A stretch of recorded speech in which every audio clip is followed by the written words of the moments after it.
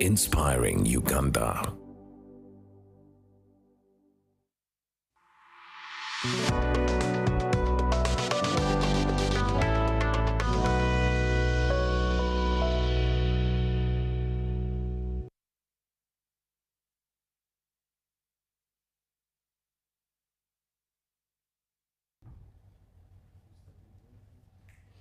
Good evening and welcome to Behind the Headlines. My name is Timothy Nyangweso.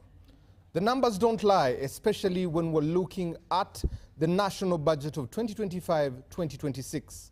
It has gone up to 72.4 trillion shillings there. It jumped 3 hoops between 55, 66, and finally settled at 72 trillion shillings. A 3% increment. It has been planned, allocated. The biggest question is, will it be utilized?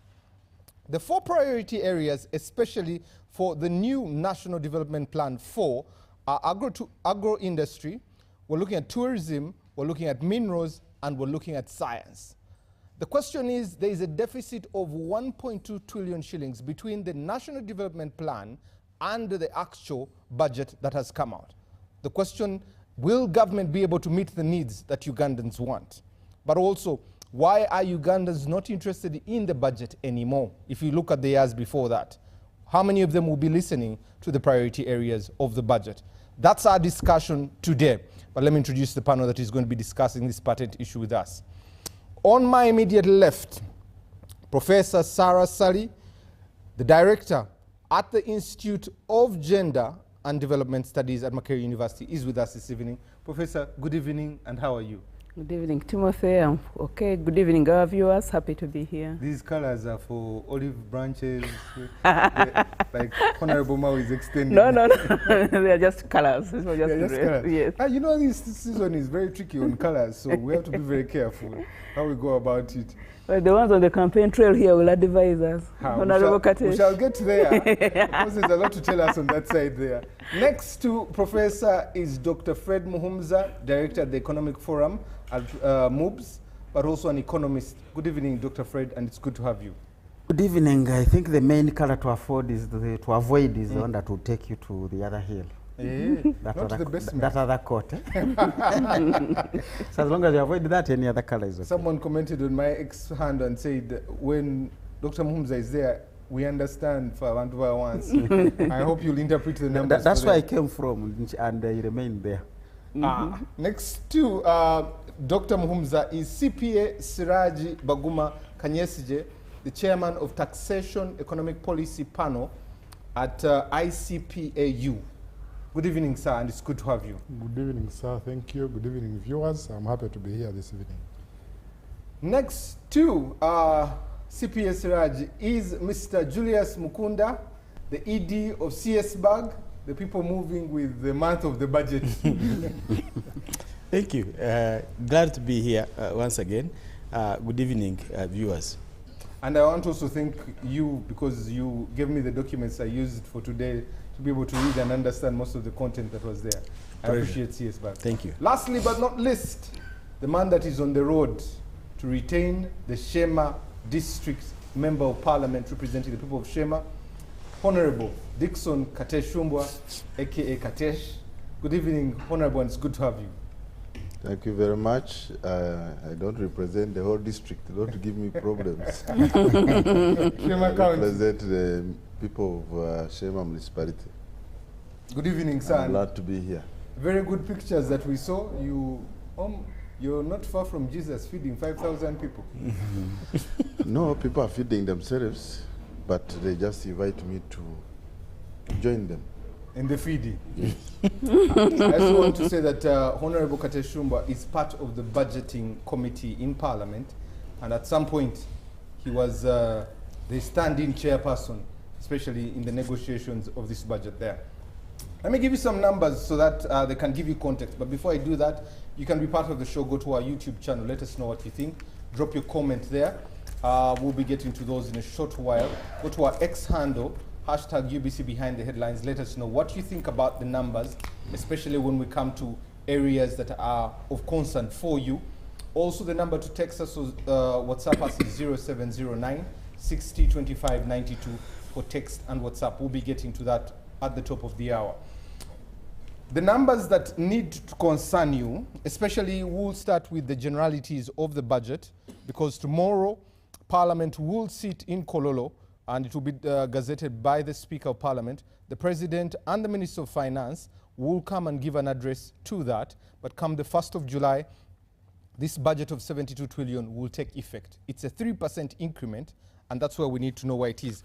Let me give you some areas that really concern you and I. Human capital really goes to about 11 trillion shillings. Governance and security has about 9.9 trillion shillings. Integrated transport and infrastructure and services is 6.3 trillion shillings. But the areas that we both need to be interested in are the 4 areas that are in the National Development Plan that was launched during the State of the Nation's address by the President.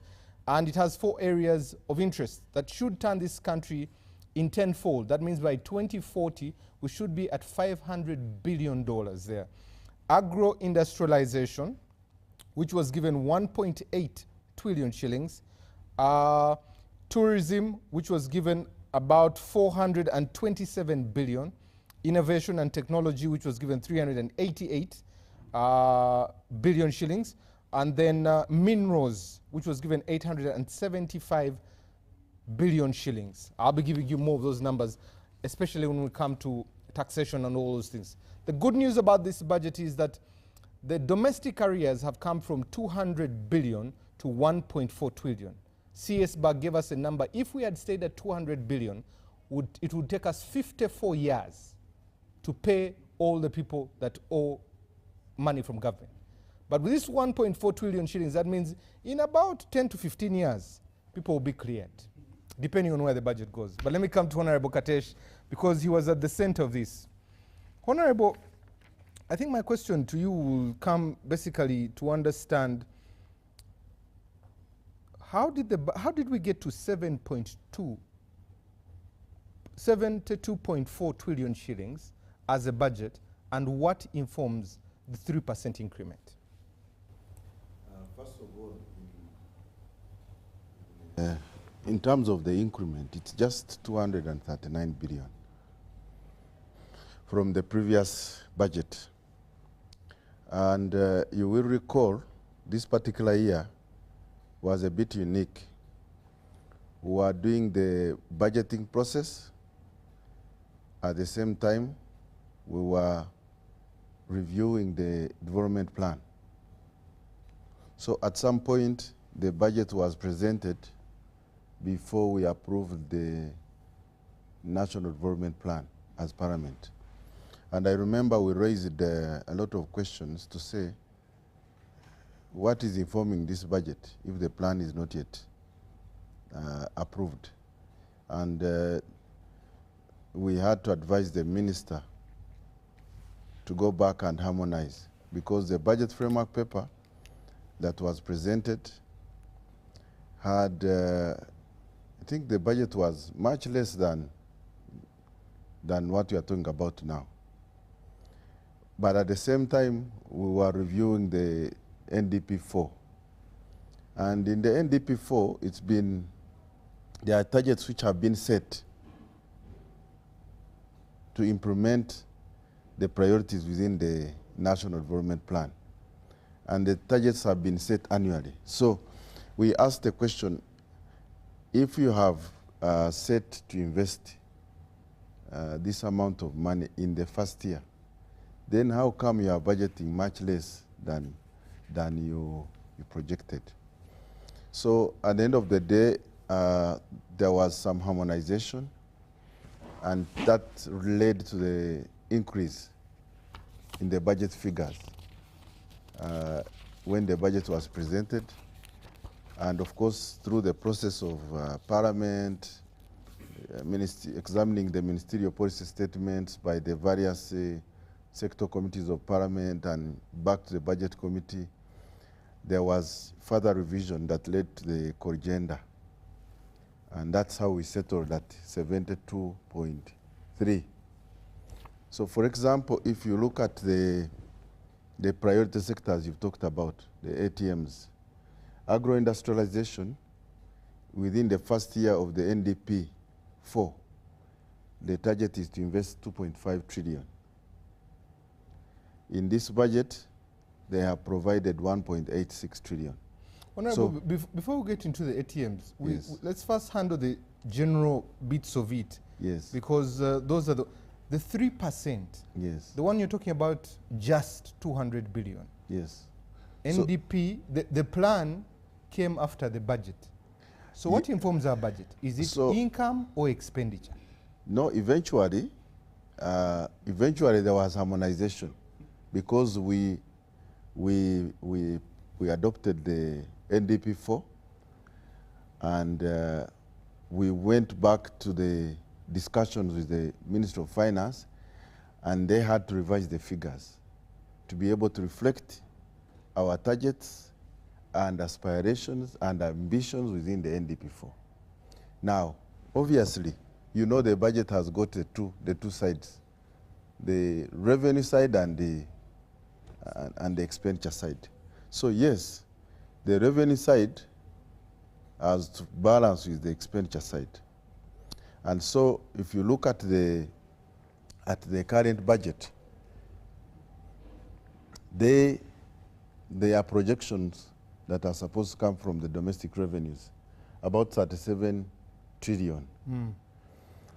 And then you have got budget support of about 2 trillion, domestic borrowings 11.3 trillion, debt rollover, the refinancing of about 10 trillion, and then project support, loans and grants of 11. So the government has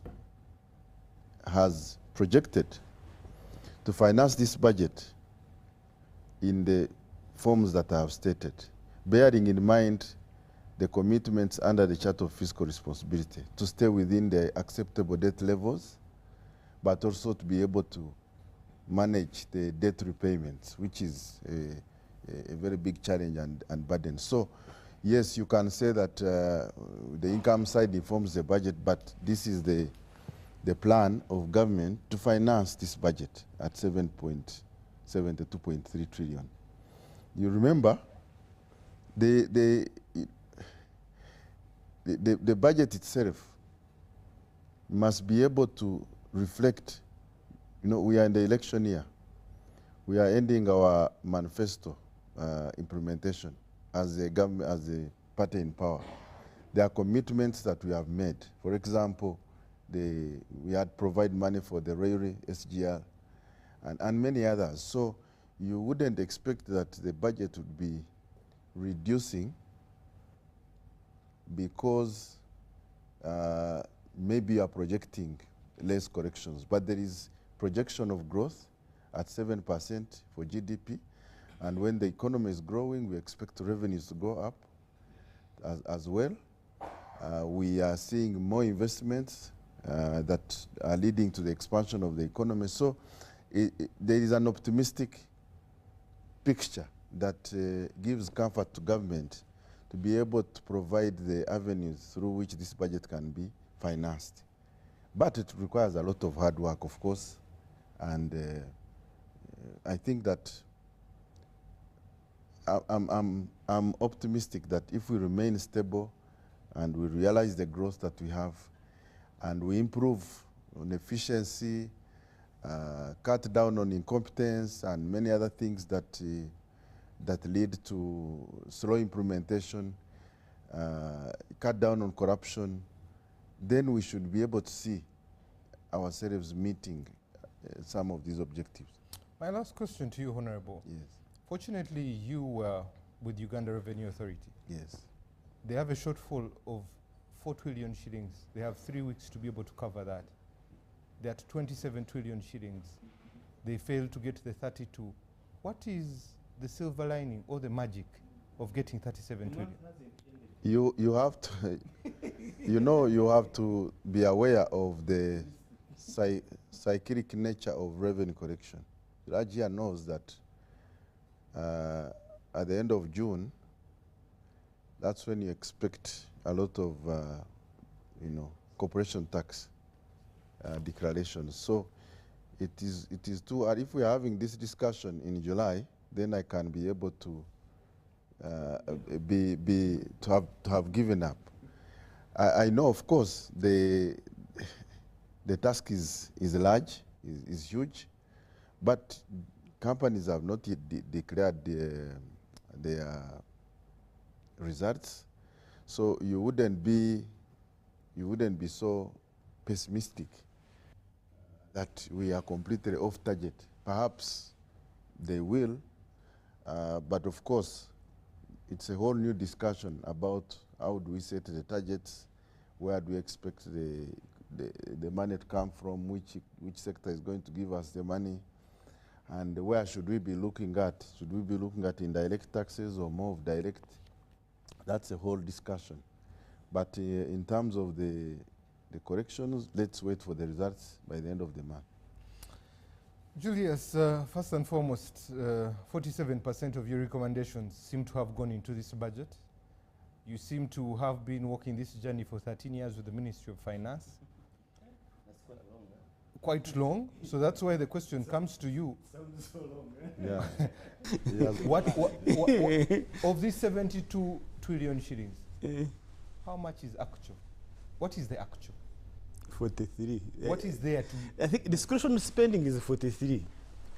I think that's the number I saw, which means that the rest of the money is going for debt servicing, and yeah, debt servicing. So I think that's where we are talking. That's when he was talking about how we are going to finance this budget, and I think that's where I begin to get a bit agitated. The budget is heavily funded through borrowing, whether domestically or externally, because we are going to borrow 11 trillion domestically here in Kampala, and at the same time we are going to borrow around 13 trillion abroad. Then we expect URA to hit the target of 37 trillion. Again, I'm very optimistic, but when the rubber hits the road, then you ask yourself, okay, is it likely to come? Considering that we have had a very long, we have a long track of not hitting the targets at the URA. So that's an area that you want to look at. The other element, of course, is that the 72 trillion. Do we need all that? That's something you want to think about. Where are we going to put this particular money? Of course, a big chunk of it, 32% is going for debt servicing. So you are remaining with that 43. However, even out of the 43, you want to ask yourself, where is this money going? There are certain very good programs and ideas in the budget.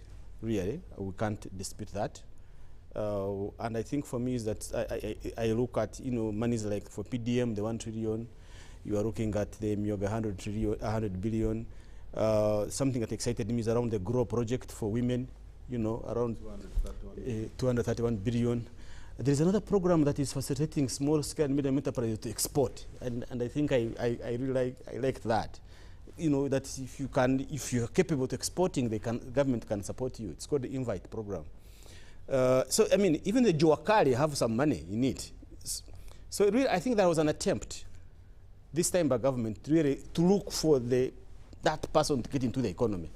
Even the taxation proposals, for the first time, they are so progressive. They have not been able to bring those controversial tax policies. So where you come and say for the next 3 years, start your company, we are not going to tax you, but get registered and be formal. That's partly to say that for us who are here debating and we are incurring all of the taxes, we now want to have more people get into taxation bracket. So there is that. But nevertheless, there are things you want to say, hey, some of these things really could reduce the burden on the debt. Because if you look at... Julius, let's stay on the programs you talked about. Invite, GROW Project, Emyoga, PDM. I know you have done evaluations on especially Emyoga and PDM. What is their performance? Because these things are good on paper. The translation is a whole different thing. The fact of the matter is that government programs always face a challenge of implementation. readiness to execute. I mean, look at this express fine on Northern Bypass. I mean, it is a classic case of we shall fix the plane in the air. And it reaches in the air, the thing is falling down, so you immediately want to pull it out. But also is that PDM, yes, some people got it and drank it. But yes, some people got it and they are transformed. What are those numbers, Julius? The last numbers I had. What are those numbers? You're talking about 39%. If I'm to put it in quantification of the 46 million Ugandans, those are 18 million Ugandans. And the number, now the number has come down to 33, which means 15. What are the numbers? Because the numbers inform us of where our money is going. So we have sunk in 3 trillion, isn't it? Yes. 3, yes. I mean, for the last 3 years. Timothy, let me tell you, every number counts. I can tell you, every number counts. Not because somebody drank PDM, we should scrap it off. No. PDM would have even worked better than what it is if it had not been politicized. The original idea, the way it's supposed to work. You can't say, people come and pick money and go and implement. You get the money even when you don't need it. The original idea was that have an idea, have a proposal, apply for the funds. No, now you don't. You get it. How many households do we have? 1, 2, 3, yeah, 100 million, 100 million, 100. That won't work. So the cases that are coming up that are good, they are there. You can go and see them. The cases that are there that are bad, they are also there. So should we then say because of these bad cases we should close it down? Absolutely not. I don't know if you have been following the president on the PDM. And that's exactly where I wanted to go. No, but you say, that for me that one is that one is. Let me exclude you from that one. Honorable Katesh has brought it up. Yes. The people that were being shown are elderly people. Where are the young people? No. Honorable Katesh, we can play some of the videos here for you to see. You know, Timothy, the problem with you people in Kampala here, you don't know what is taking place on the ground. When you talk of economic growth, what you look as 1 million as pocket change on a Friday night here in Kampala means a lot to the 1 inch down. Is a billion at the household level. There are people who have never touched $1 million. If he's able to get $1 million, buy their old chicks, feed them, grow them after 6 weeks, sells them at 18,000 a bird, he will make a profit of not less than 4,000 each bird. And that is the GDP we are talking about. And I'm glad you've said So that. The gentleman that was in Paris that the president visited, So it cost him money to move just to go to a hatchery. No, so for me, people who are downplaying the president's visits, they actually do not know. The president is trying to wake up everybody. And I know we will receive the president in Shema. But the impact of that visit in the village, deep in the village, to see that the president is concerned, he's interacting with the people, people are displaying what they have done, leaves a very, very big impact on the community. And the community picks it up. We are trying to wake up masses who are non-productive. These people, when they make some money, they will go and consume. And when they consume, you collect your VAT. This is the logic. You can only grow the revenues in this country now if you are targeting indirect taxes. And those are the outcomes of consumption. And you cannot consume without disposable income. So if you have someone who is just feeding he is living on subsistence, and is unable to buy soda or water, then he's feeding on the few taxpayers that you are looking at. And so for us to have a PDM that even if the success rate of PDM was 30%, Timothy, I think it would be a good start. For the last 4 years, government has invested a lot of money in the wealth funds, and what we need to do now is actually to document the success stories so that we can see the quantification that you are asking about. But in terms of the ordinary people, if you go to the villages, you can see that there has been an impact. It's now a challenge for us as leaders to pick it up and be able to encourage people to continue production. This morning I was just gathered over 1,000 people for training on business, mathematics and literacy. So if we just follow up these programs at all levels, then we shall have the impact. But we cannot downplay the impact of these small steps by government. I think it is that part of showing you the way to improve yourself economically. And Timothy, you are perfectly right. There are problems in these programs, and I think if we can be able to have the right formula to implement these programs very well, they can help us turn around. Yes, there are similar programs that have died and have not given us any results. But that cannot make us shy away from learning from the past to improve. For the first 3 years, yes, we had problems, but I think this financial year ending and the next financial year to come, we need to begin to document the best practices. And my shock is that government is extremely so poor at documenting successes. I really don't know why. You go to the village, you will see what transformation PDM has done, and you will never see in any books of government. But what you are going to pick up is the other guy who go to drunk and say Museveni. So I think it's upon government to come up and have and document the impact stories and the success stories that we have. And Julius, we're not disputing that these programs have a problem. We're asking the Livelihood Fund, the Youth Fund, the OWC, they were all good ideas. What lessons did we learn that we bring into Invite, that we bring into Juakali, that we bring into Grow, that help us learn from our mistakes to improve what Honorable Kateshi is saying, come from 30, move to 40, move to 45, but also to have them to be inclusive. The challenge is that there were elderly people being displayed. Where are the youth? The biggest number of this population is young people. Where are they in this? I think one big lesson we have learned with PDM is that we learned that we should actually send money directly to the beneficiary. This business of first sending money to OWC, then you send money to another institution so that it can go to the final beneficiary, cutting all that middlemen and women out. And you send money you don't know what it means to be having a phone in the village and $1 million on your phone. Let me tell you, that phone gets even heavier than the way it was previous. Let me come to Mr. Siraj.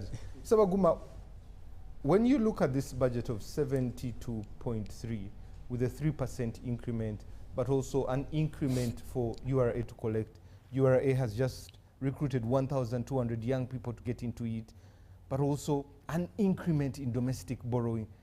The overarching, before I get to that one, when you look at NDP3 over the 5 years, how have we performed? Anyway, thank you so much. The NDP3 performance, of course, I mean, we've achieved something, but I can't say we've achieved all that we intended to get. It's very small. And when I was listening to my colleagues here talking about documenting success, success is, one is relative, but sometimes when we don't document the failures and why we failed, so that we avoid them in our next program, then we repeat the same mistakes that we did last time. And when you said, yes, Myoga, whatever has happened, livelihood, we need to, first of all, evaluate why did we achieve less than 20% in 17.5%. When we aimed at 100%, if when I was in class and you got that, what would happen to you? What would happen to you, Timothy? Those would be canes. It would be canes, isn't it? So what have we done to the people who are in charge of implementing PDM3?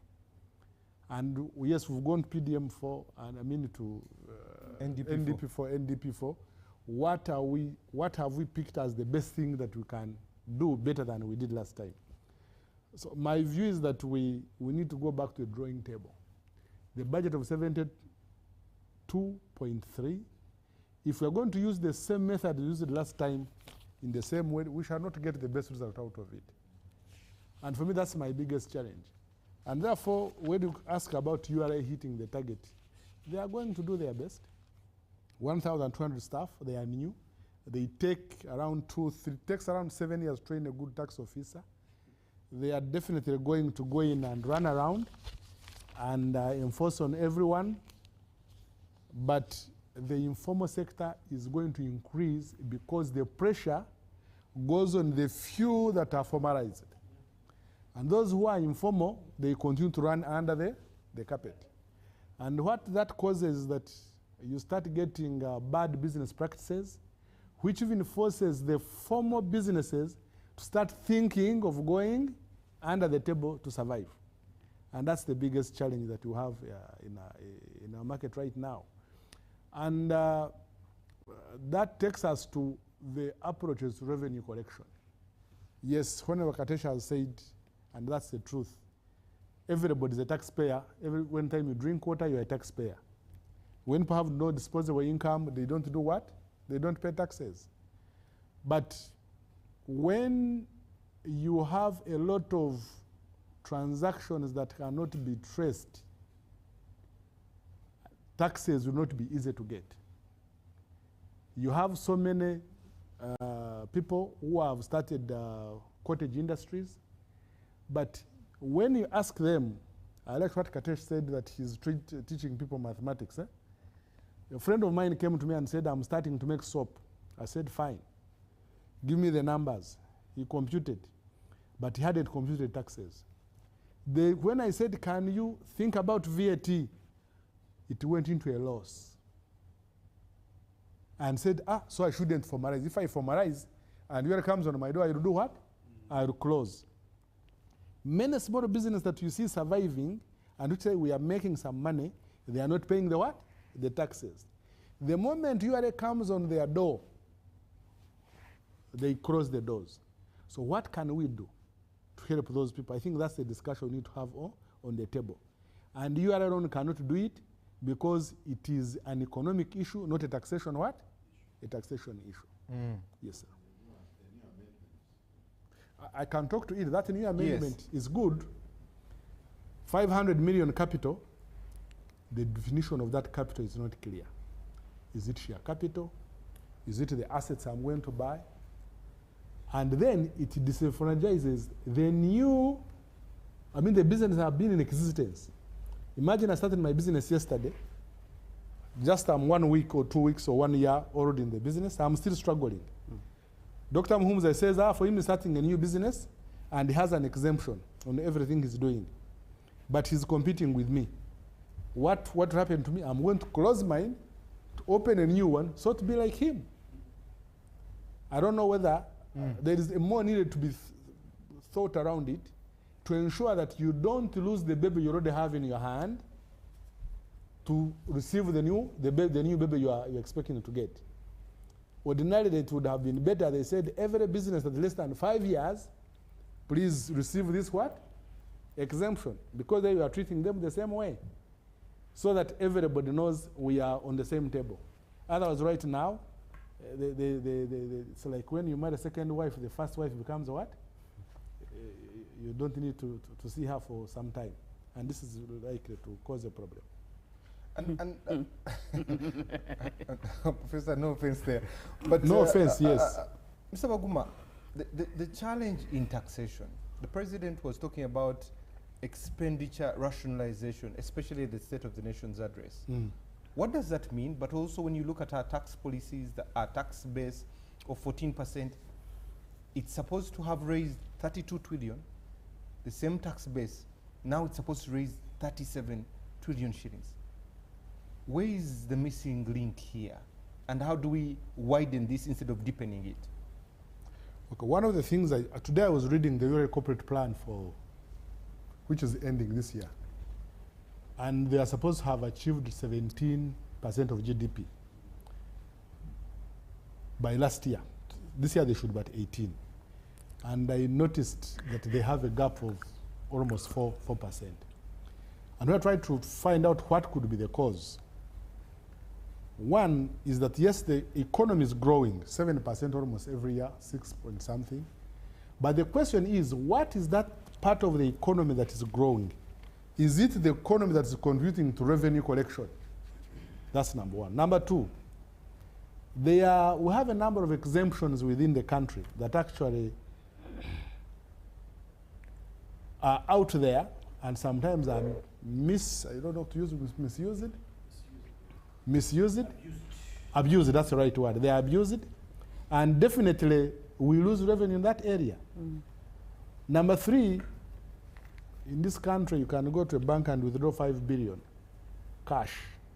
Every time you withdraw cash from a bank and you move out with it, you can't trace tax on that particular money because it just does what? Apart from the indirect, you know, if you happen to buy for somebody who is VAT registered, it's going to account for it.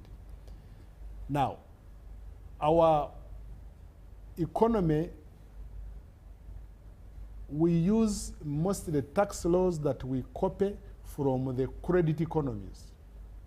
When we bring them here, we do less customization and we think they will work as if they are working in the credit what? Economy. And for me, that's a problem. If you go to Chikubo, the business in Chikubo is big, but they are illiterate people. They say, for us, we don't know how to file a VAT return. They even had made a request when we are still with the Honorable Katesh at URA, that can we give us a presumptive VAT that is easier for me to deal with? And some countries have copied something like that, so that you pick something little from even those who are illiterate. But when you want to think that everybody must file a return in the same way MTN files their return, who is able to employ a very well-paid accountant, many times you miss out on that.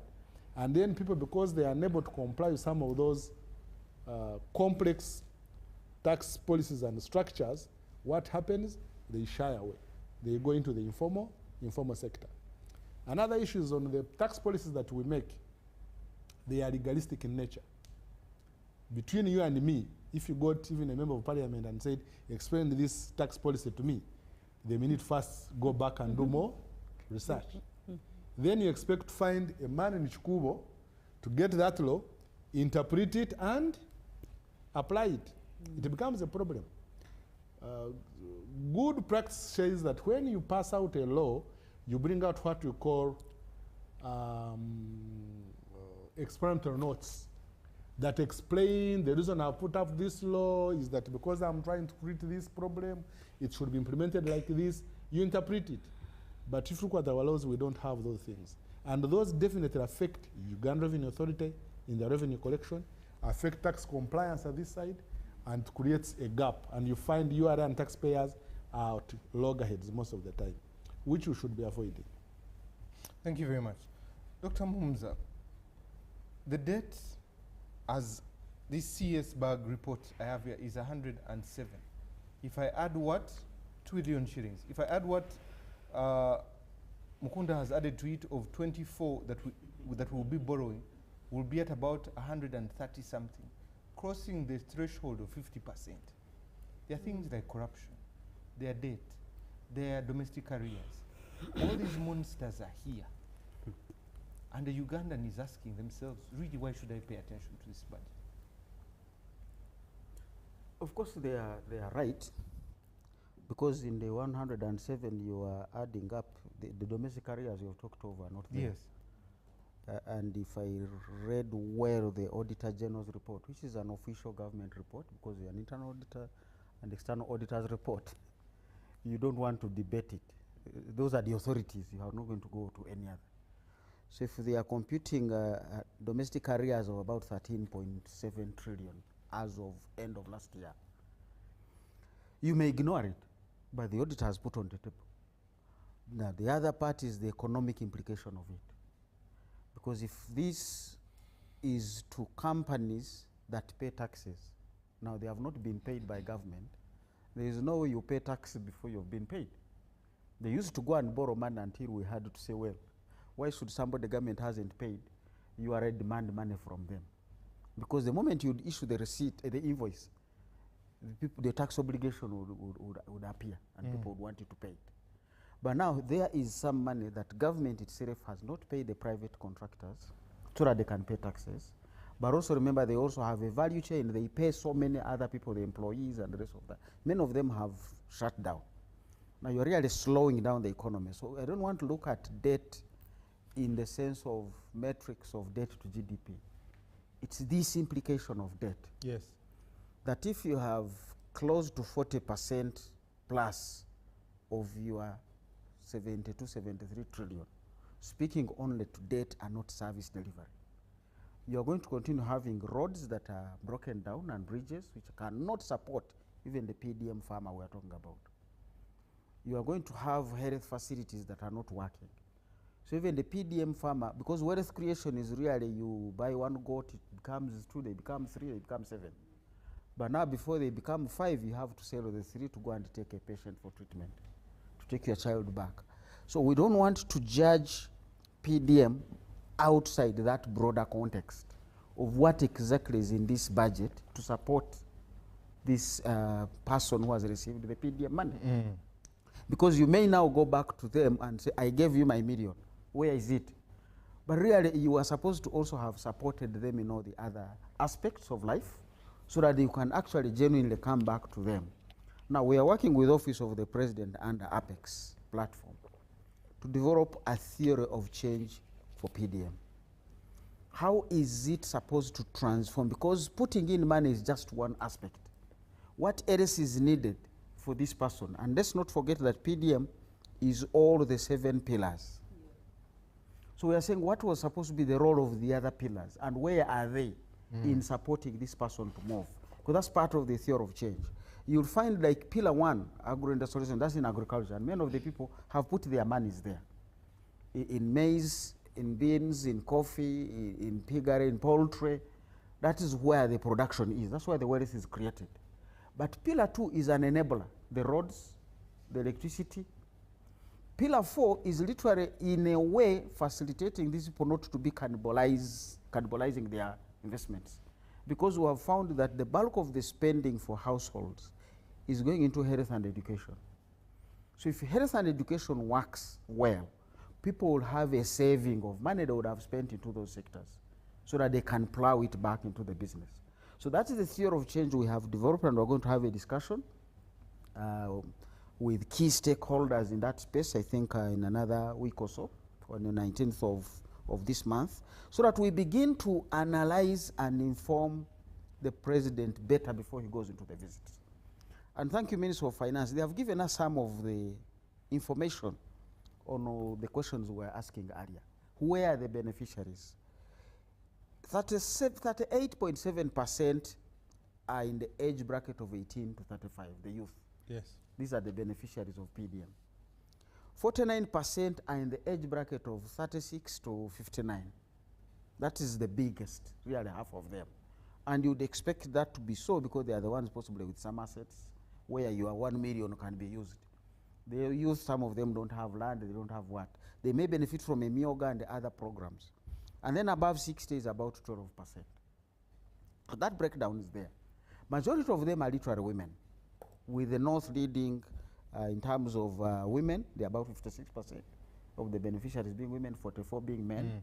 And when the lowest, I think, is in the central, in the east, where you have 51% being women and 49% being men.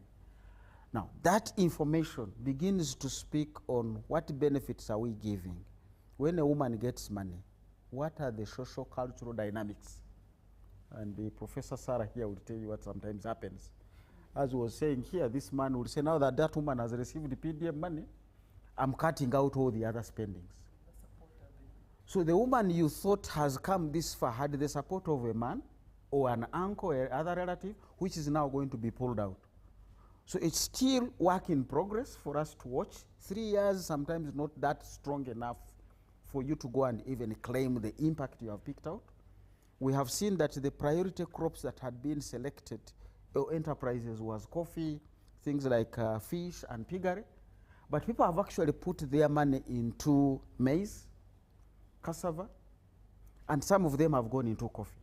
Now, you don't want to say this is the impact of PDM, because already there was a coffee growing industry that was going on, which they have joined, which they have picked the windfall that was already in the coffee sector. They have picked the windfall that was already in the maize sector. But you have brought them into the money economy as the statement has always been, but they are benefiting from a sector that is going, and you want them to avoid fish where they are going to be the lone player in the whole sub-county in fish. You won't benefit from there. Now it is that guidance which was supposed to be in the mindset and mobilization pillars, not just the money. Because as he has been saying here, you get the money and for you say, oh, I can do this business. You haven't worked out all the costs. Now by the time you get there, you have a problem. And this is one of the issues we have raised on. We are saying startups, give them an exemption of tax for 3 years. But you have not exempted them from these other operational tax, the VATs. the tax you're exempting them is the profit tax. Will they even get there? He's already telling you somebody who had worked out and saying, I'm going to go until VAT landed into the box. So they are still going to be paying these taxes. Now, and the problem might be in these taxes that they might never live to benefit from the re-exemption of saying this is the profit. So we really want to get to a level where the budget is not seen as, oh, a budget is going to be ready tomorrow. No, it is speaking to a progression of all the other things that are around and have been around. Some of the things in this budget are multi, as we call them. You'll find some billions are sitting in there, but because it's a project like GROW, which began earlier and is continuing. Now, if it already has challenges like as raised, can we score a PDM, NDP 1, NDP 2, NDP 3?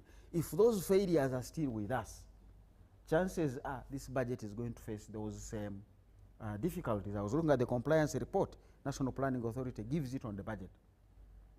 I think this budget complies up to 65% with the NDP objectives. Now, is it NPA that set the pass mark so high? Or is it the budget that is too low? Reading through both documents, you find it is both. Sometimes the NDP set a pass mark so high, they had said by now we should be collecting 17% tax to GDP. And really looking at our economy, we are still running, by the way, supply side policies. And I think this is part of the problem. Honorable Katesh has said somebody does a project and sells. Have you found out who is going to buy from them? I would have loved to see in this budget some provisions that are leaving households with some money so that they have capacity to demand. And out of that demand, you don't make a total loss. They are going to be drinking water. There's a tax on that. But also they are going to be financing the other person who borrowed from a money lender to be able to sell and pay back the money lender and pay back the bank and pay back their supplier. So we need a budget that is more comprehensive. So for me, the conceptualization and the design of the budget is not in those boxes on who got what, who didn't get what, which ratios. It's how is it speaking to the broader spectrum and making sure there are provisions of including the real poor people into the budget. You have no idea how many people have not put their children to school because of 20,000 shillings of last time. 20,000. 20,000, me and you are going to buy newspapers out of it in a week. But it has held a child back at school, at home. And I was shocked to see the realities. And the reality statistics really can help you guide things. You both gave us the numbers. Poverty is down from 20.1% down to 16. But net enrollment in school has also dropped. So if poverty is going down, why are children also dropping out of school? These are things you want to ask. Then it means the biggest share of this budget, capital, human capital development, is not working because net enrollment is going down. My last question, Dr. Mumzo, before I come to Professor. World Bank, the 2-year ban has been lifted. Yes. What prompted it? Is it a blessing? Is it a curse? Will government divert? Where will it borrow from? What is this?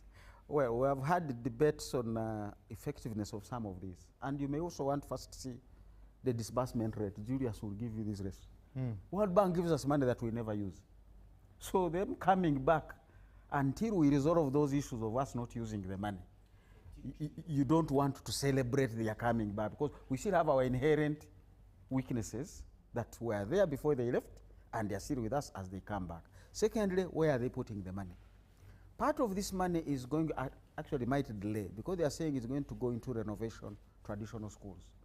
The school that me and you went to, Nabumali's or Bote College, I don't know, Laibi, those who hadn't renovated because we did see the schools, which are also half empty, some of them quarter, some of them literally empty.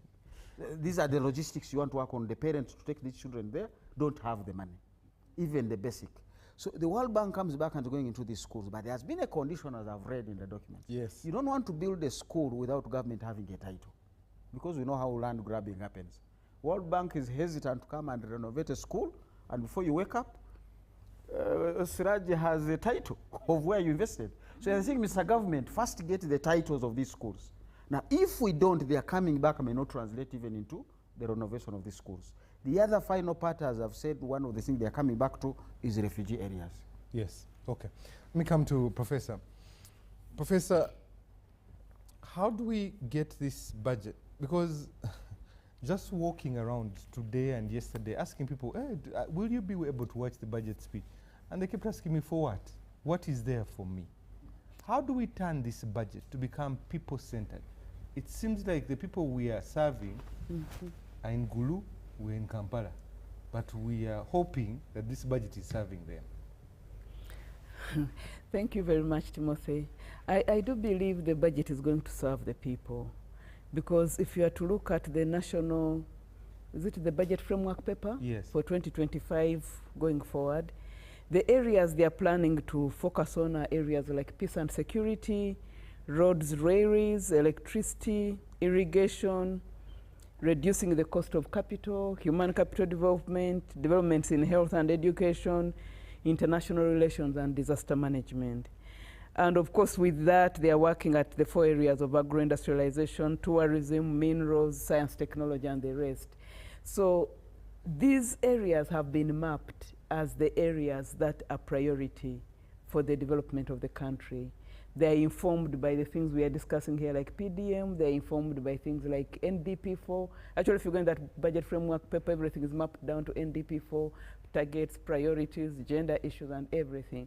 So I think from government's perspective, probably that's the best they could do to ensure that they are meeting the targets of the people. What we are having a problem with is the translation. So, and I think many of the presenters here have talked about the translation, challenges emanating from lack of information. That's supposed to be, I think, PDM Pillar 7, to have the parish management information system. We don't have it. There are serious challenges in agro-industrialization. We're going to come to that one. Yeah, but what I'm saying is that becomes a challenge, because you see, we are largely, apart from you and me, we are largely an agro-based economy. Yeah. The majority of the people are in rural areas. So if we are talking what we are talking here, we could be talking minerals and the rest, many people are not going to see it. So for the budget to be felt by the people, it has to speak to where the people's greatest needs are. And what are those? Of course, health and education, they have addressed that. But of course, when a person then goes to a health facility and does not get medicines, then they'll say the budget is not reflecting the people. But with that is a problem of translation and implementation. It's not that the budget did not prioritize, okay? If a person grows their things and probably they do not flourish very well, that becomes also a challenge of the budget prioritized, but where are the extension workers to carry that forward? So I think there are issues of production and sustainability of production that people struggle with. And also the mere fact that we went neoliberal. When we leave everyone to work alone, it becomes a challenge. So we want to do PDM, and we are going for the financial inclusion pillar, I think it's 3 or 4, and we're giving everybody money. But remember, we are prioritizing the most vulnerable, the landless, the people who are really at the margins. They are the people who are being targeted for financial inclusion. So they are already weakened by maybe limited access to information, limited access to markets, wherever they are located. Then we give them this money, and they are supposed to work out enterprises. I think it becomes a challenge for that kind of thing. So to answer your question, the budget is reflecting the needs as mapped by those with the capacity to collect data at national level to meet those needs. So what we need is to translate and get that thing to the people. But also there's one thing that I think we need to focus on. When we map particular areas, like Dr. Mhumza talked about coffee and I don't know what else, that we are there, how does that capture people whose crops, for example, are not captured in those 4 priorities? We are really looking at export-led growth, and we expect actually to raise a lot of domestic revenue through agro-industrial and export, which will be around 50 billion I think, shillings or 50 trillion shillings. But if I am, for example, from Kigezi region, where the major production there is sorghum, how do I count myself into that? If I'm in a banana growing area and bananas are not part of the crop that has been taken, how do I count myself in that? I think the problem is we happen to be a diverse country with diverse things, including diverse staples and diverse crops and diverse. So that then creates a challenge, or people maybe that's where the feeling of, for us, we have not been captured, arises from. So I think other than just looking at export-led growth, there's also a lot, like someone who talked about the Chikuba economy, we also needed to pay attention to the crops that sustain food security in this country, because we are able to be where we are fairly peaceful because we have food. But if those particular crops are not targeted for sustainability and for support, then it will create another challenge of people feeling disenfranchised, but also bringing a lot of unrest when people cannot eat. I think that's the problem. So I think we need to pay attention to some of those crops which may not look like export, but actually can kickstart our industries. Like sorghum goes a lot into beer factories. People can actually raise household income from that. I've been assured that most of the sorghum that grows in Kigezi is actually consumed by the people. So there's no problem of lack of market. But we also know that companies like Coca-Cola are beginning to bottle some of these things. So we have crops where the value chain, where people have attempted to create a value chain before, okay? So, but these things, and that's where the people are, and it's not being captured by the budget, it becomes a problem. Maybe that's why people feel they have been left out. But also the other things which are abstract, you know, people don't see the value of peace and security until their security is disturbed, okay? People may not see the value of roads and railways until they need them. So most of the things look maybe far detached, but ideally it speaks to the needs of the people, as documented by the experts who work with the people. And my last one, especially when you talked about social services, because I was looking for it here, and some of the things that really catch me are national medical stores, which has come down from 721 billion to 717. And then you look at also anti-malaria medicine, which has come from 4.6 billion to 4.6 from 4.7. Education has also come down. Generally, the social services seem to have lost money. The areas that you're talking about that are the pains of Ugandans, the 20,000 he was talking about for school fees, except for parliament, and which is purely paid for by government. The question is, these are the pains of... Yes, that's the major thing. So that's the disparity. If we're saying we're putting our money where our mouth is, yes, why are we reducing the social services that really take care of the needs of the people? I think that is unfortunate, but probably it is ushered in by the practical challenges we have as a country. As we say, a very young population which is very dependent, and probably that's also what is driving our issues we are seeing here as debt. So you have a very young population, and it's very, very dependent, but it has first world kind of needs and demands. So that is one. So that then, even when people have received services or financing at a financial inclusion level, a lot of it is going into luxuries. So that is a challenge to work with.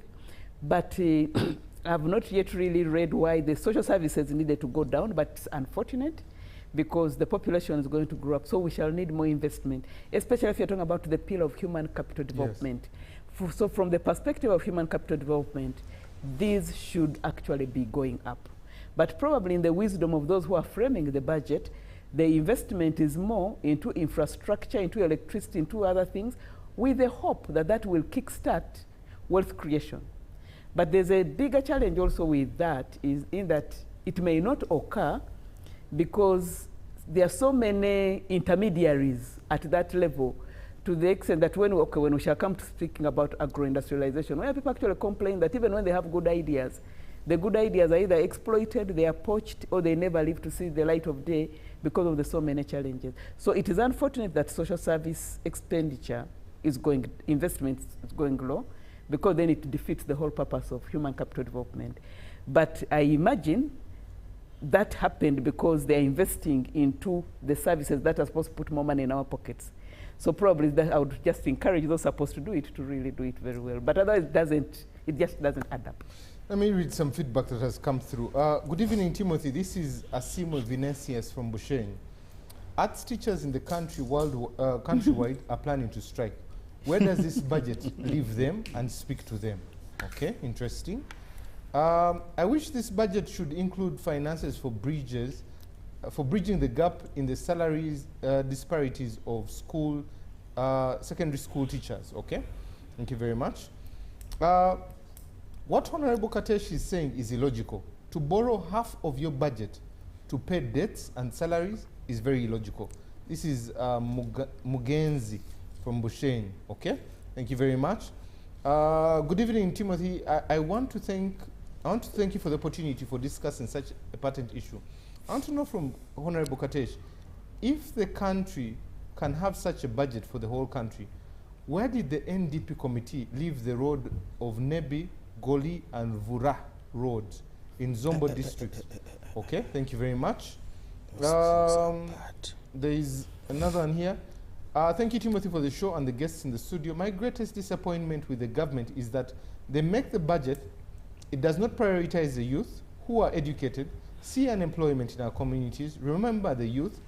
This might end up in bringing insecurity because the youth are trying to survive. I wish the government would create employment opportunities for young people moving forward. The last two so that we take a break. Good evening. This is another round of presenting erroneous budgets to fuel greedy and corrupt and increase debt. For as long as debt surpasses Uganda is sick. Oh Uganda, may God uphold thee. As leaders hold us upside down or downwards. We need a department of government that has efficiency, like in the US. Lewis in Gulu. Lewis, I think you need to see what happened to the Department of Efficiency in the US. Thank you for the timely program. What's your take for the current industrial action by the teachers? This is Ola JJ. Thank you for the program. The teachers' industrial action is going to create and cater for the budget. Okay? Let's leave it at that. Help simplify the figures and the numbers. The people of Shema municipality are interested in knowing the following. Can they take their children to school without selling the land? Interesting one. These are for Dr. Mumza and Honorable Katesh. Can they take their children to hospital without mortgaging their lives to money lenders? Why are Shema municipality roads rotten with a national budget of 72 trillion? Those are some of the questions we seek to answer in Shema. Whether the budget is 10 trillion or 72 trillion. This is Asimwe from Kabohe in Shema municipality. Let's take an EPS commercial break.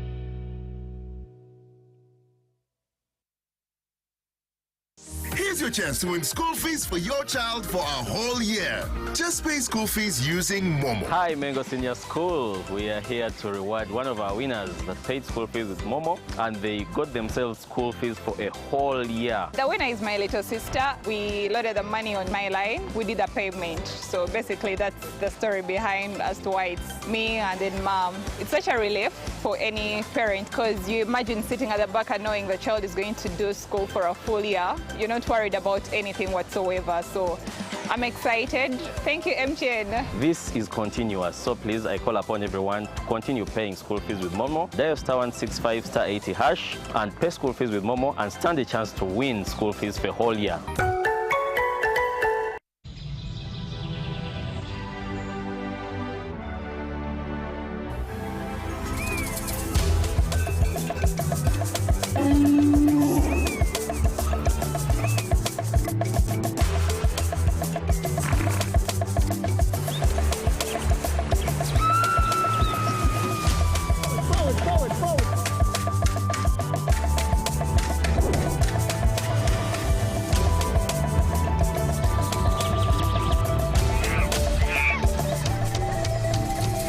Uniquely ours. Explore Uganda. You got us on your wallet.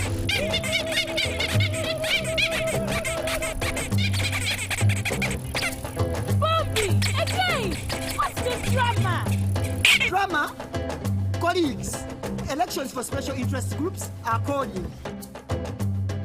SIGs, elections, youth, PWDs, elderly. It's time to vote for our leaders, June through August. From village to parish to district to nationals, youth, PWDs, elderly. It's time, go vote your leaders. No! F-O-B! Elections are supposed to be peaceful. Easy vote, okay?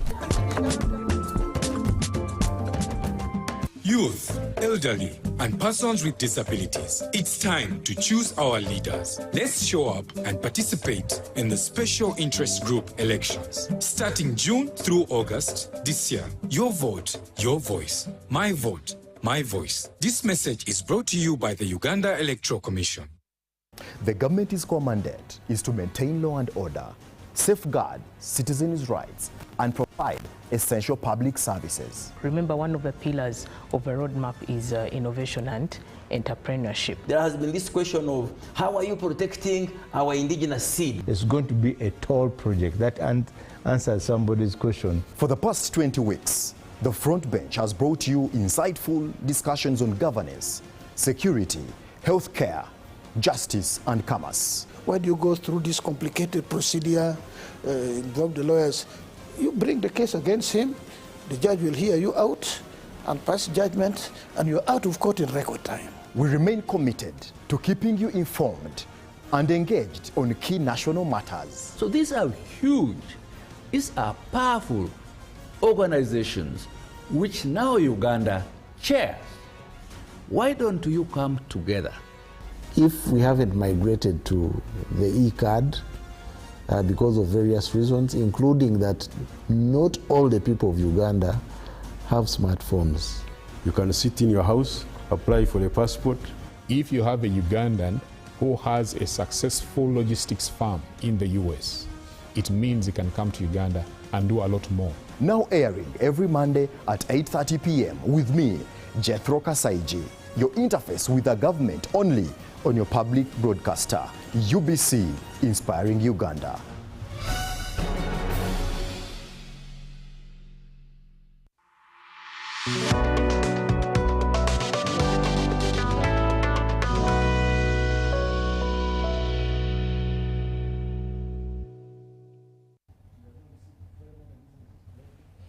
Welcome back from that quick commercial break here on Behind the Headlines. As we get to this last leg of the show, I'm joined by Professor Sarah Sali, Dr. Fred Muhumza, CPA Siraj Baguma Kanyesije. I'm also joined by Julius Mukunda and Honorable Kateshumbwa Dixon, and we're discussing the budget. In this last leg, we'll be discussing the 4 priority areas of both NDP4, but also of this next financial year of government there. Just 2 messages before we come into the discussion. Good evening, Timothy. Thank you for the show. The budget to be read tomorrow is not pro-people. The fact that 27 trillion is for debt, I think it's 37, that is very little left for service delivery for the people, which means that the ordinary people will continue to embattle the poor roads and dilapidated schools, hospitals, out of drugs with many. So it is only God who will save this nation, okay? Last one. Thank you, Timothy, for the show. Teachers, okay, there are too many messages about teachers going on strike. The last one is, everyone in the program, I am Stephen from Bali. Thank you for letting us know. I would like to know from the Honorable, what happens to be a member of the budget committee if concerns of civil servants are not well considered in this budget process? Especially teachers with humanities and all these things. I'm asking because most of the outcome thereafter makes me have a feeling like all stakeholders are not involved. Only certain sections of persons sit down, influence this kind of budget. If all stakeholders are involved, I think the civil service would understand and appreciate even their own budget. Okay, keep the messages coming both on YouTube and on our number 0709 60 25 92 for text and WhatsApp, or go to our X handle, hashtag UBC Behind the Headlines. I'll be reading some of those messages. We're streaming live there on that space. Let's get into the 4 areas. And Professor,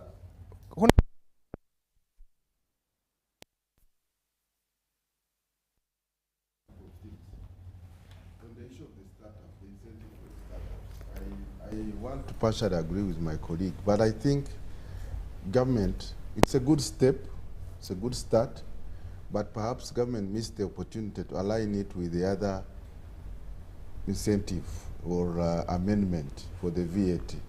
Some of us felt maybe the VAT threshold would have been revised so that it is consistent, because you've been at 150 million a year for many years. So having one side and you don't deal with that, we talked about it with the ministry, but they had not done the research, but it could have been better.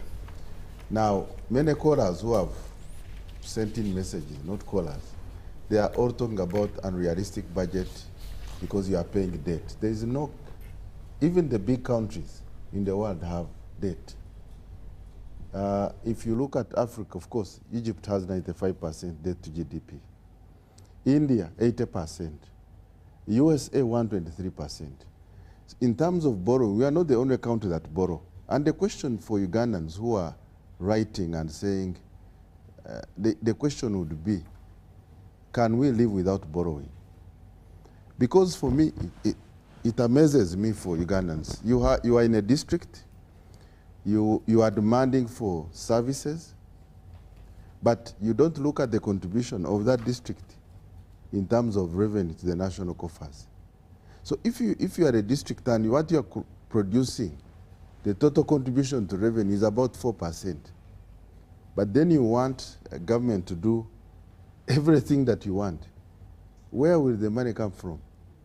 So that's a challenge for Ugandans. If you are sending a message, what the question to you is, what is your productivity at an individual level towards this country's development?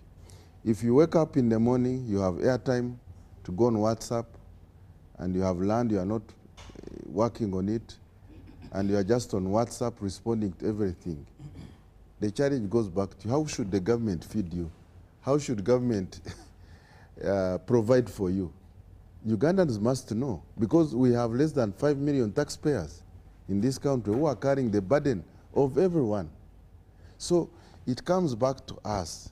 We are a very unproductive population, and we need to wake up the masses to participate in production so that we have sufficient revenues. Otherwise, you are not going to have a budget of 37 trillion because that's what you are collecting. You know, we are investing in infrastructure to enable increase in production, but at an individual level, at a household level, Ugandans need to carry the burden. We should not complain about the budget when we are not contributing to its productivity. There are other priorities that come. And when we are looking at the budget process, someone said, how is the civil servant? Why are we ignoring civil society? The Minister of Finance takes this budget process through a very consultative process. Mukunda here knows that they even go to the districts, meet stakeholders, come up with proposals.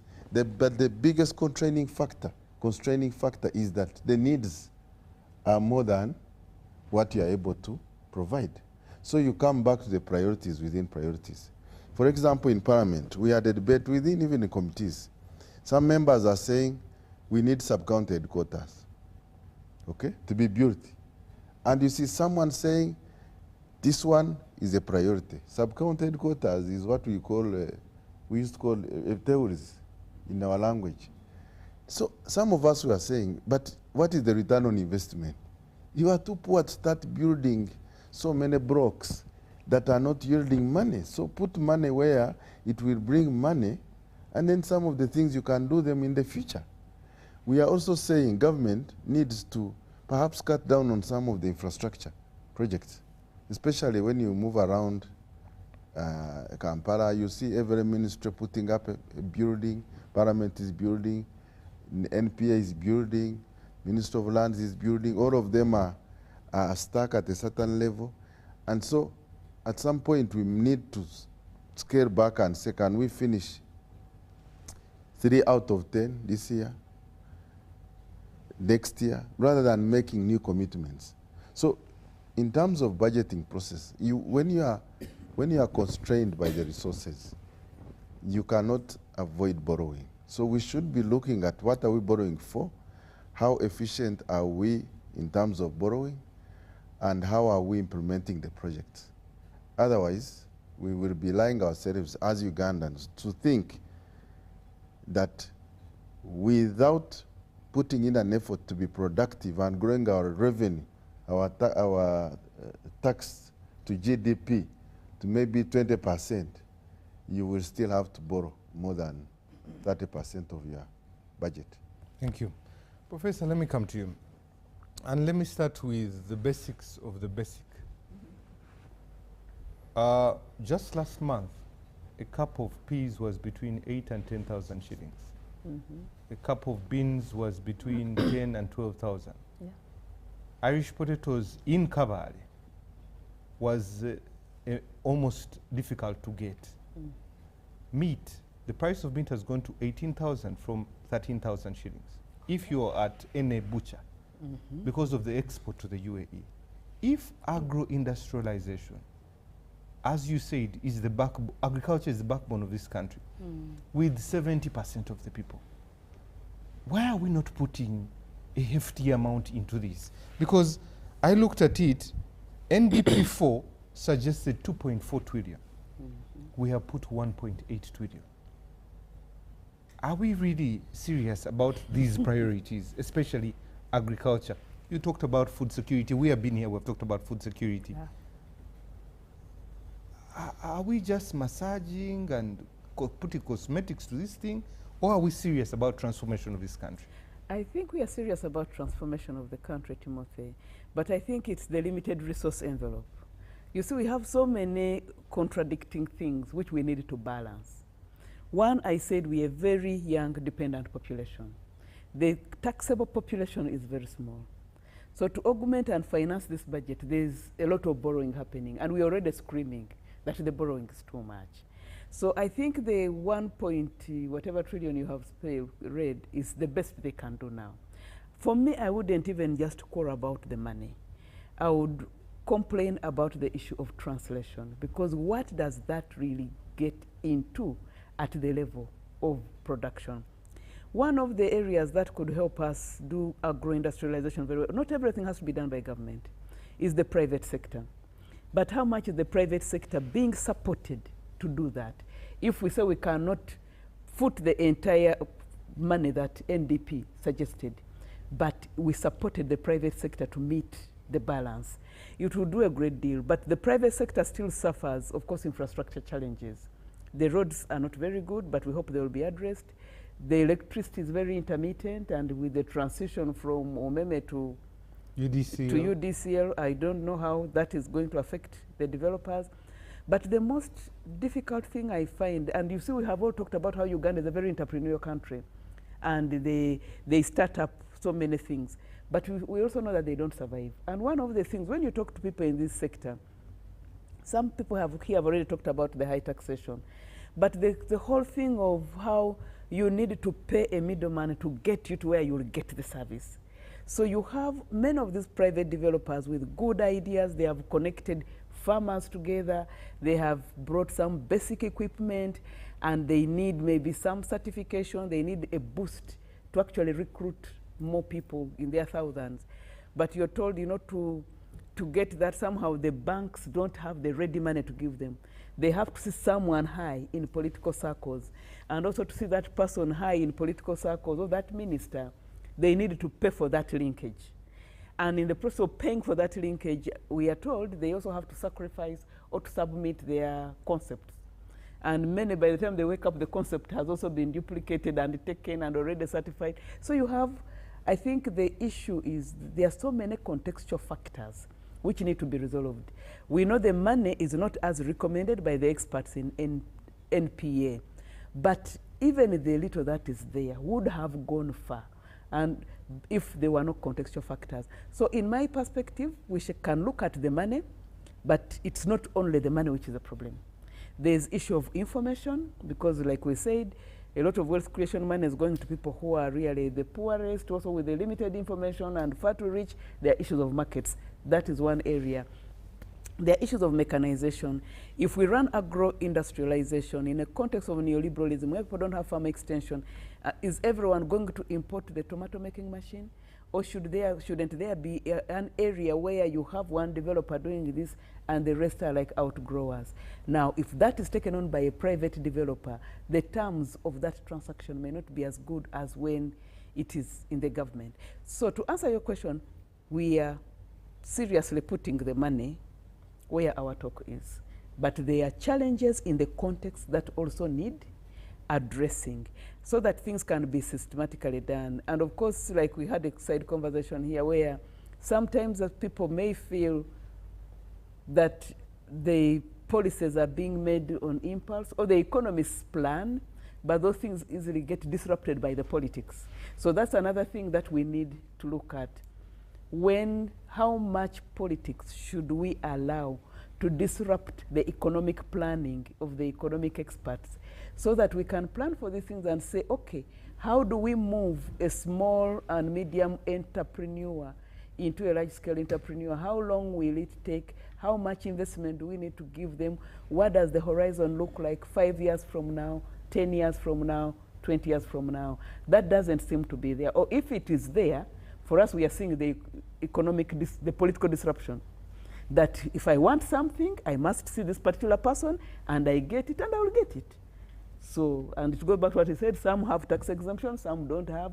We are all in the same markets, and that creates a challenge. So, back to your question, it's not just the money. It is the contextual problems. If the contextual issues were fixed, even that little money would do a lot. Like we are seeing the 1 million do a lot in PDM. Yeah. Timothy, there is a very important point I wanted to raise. You said that the budget is 2.5 trillion. 2.45. Yes. Yeah. And they allocated 1.86. When you talk of agro-industrialization, it includes even agro-processing, etc. Can you do processing without electricity, for example? No. So if you look at the budget, for example, 165 billion have been allocated for rural electrification. Electricity access scale-up project, about 350 billion. So if you just look at the amount specifically on agro industrialization without looking at the enablers, because when you look at the program-based approach under NDP, under that program there are very many players that contribute to the success of the program. And I think the transformation from sector approach towards fully looking at program-based approach has been something that has eluded us as government, as citizens. And for me, that's where we perhaps need to look at. Because there is even an aspect of security if you are looking at... No. I think I want to disagree with the Honorable. You see, this is the politics she's talking about. This business of a neighbor. When you say, what is the money for agriculture? There is security, there are roads, there is education, we are educating children, people. You see, it is like preparing a meal to eat, and you start by setting up a table. You need... And then the money is finished. Yeah, and then the money is finished. Will you eat by setting up the table without going to the garden to grow the food itself? So what should be the first thing that you're supposed to do? And I think for me that's why I begin to disagree. This is a neighbor business, because the neighbor business has really made some sectors that are so critical to run this economy, to have so little money. The tourism sector tells you, please, can you fix internet in Burundi? Can you fix the roads in Uganda that is bringing more than 80% of revenues to the tourist sector? But we're saying, no, don't worry. We have money for security, we have money for other roads, we have money for, these are neighbors is talking about. So I think we need a way to say, these are the things that contribute directly to agro-processing, and we invest in them. Then the enablers come. Yes, and that's why when you look at the NDP, yes, you just have to look at the initiatives. So let's have that, so and say you can be specific. For me, I'm more interested in the ones which are specifically linked, not the broader issues that you are raising, because I agree with you on that approach, but we cannot discount the fact that for you to establish a maize mill in a village somewhere, you need electricity. But Honorable Katesh, you talked about the money for rural electrification. This arbitration between Umeme and UDCL is going to be here for years. Umeme stopped doing upgrades or maintenance 3 years ago. So when you talk about enablers and talk about electricity, and we see the blackouts that are happening, big problems. Are you on ground, or you are building a castle somewhere? That's why we task the ministry to actually have a budget, because even in my own constituency, you have transformers which can no longer hold, and we've gone through this transition. We have to invest in it. If Umeme was investing and it is out, you as government must do what Umeme used to do. There is no doubt about it. And that one must come out of the budget. Otherwise, to think that Umeme walks out, then you don't maintain the line, you don't do repairs, then you are going to have more and more blackouts. So the government must invest, and tomorrow we shall see the details from the budget on how those details, Honorable, you already gave us. Professor, before I come to Dr. Mhumza, I saw a story in Kabong that really broke my heart. Families are choosing not to go to school, but to go to the garden to get food for sustainability. Well, and let's it is sad. That is as far as possible, just for survival. Agro industry, vis-a-vis a family trying to survive. Of course. How does that translate? Where is the connection? Because this is, you have said we're 70%, but there's a family in Kabong. Yeah, I think there is a real connection. That's why earlier I said there has to be support for productivity and then sustainability of that productivity. The family in Kabong, kids are not going to school, they are going to forage for food. The families elsewhere where production is occurring, they are selling land on a daily. And they are selling land to meet the basics. Healthcare, but also largely school fees. If you are in any village setting during the times children go back to school, people will approach you to buy their land because they are stuck with school fees. So when they sell that land, it means the next planting season, actually, they do not have land. So people are moving into more and more destitution, in that even the little resources they had are losing.